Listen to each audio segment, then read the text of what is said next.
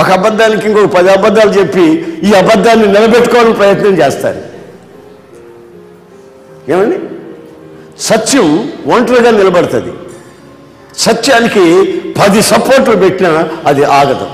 అసత్యానికి, అబద్ధానికి 10 సపోర్ట్లు పెట్టి ఆపాలనుకున్నా, అబద్ధాన్ని సత్యంగా నిలపాలనుకున్నా నిలవడది.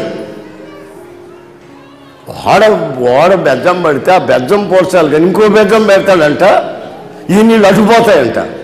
తెలివి తక్కువ ఆలోచనలు, తెలివి తక్కువ పద్ధతులు. నీతి, నిజాయితీ, పవిత్రత, మంచి మనస్సాక్షిని కాపాడుకునే అనుభవాలు. యోసేపు జీవితానికి వెళితే అతను అంటాడు, నేను దేవునికి భయపడేవాడిని.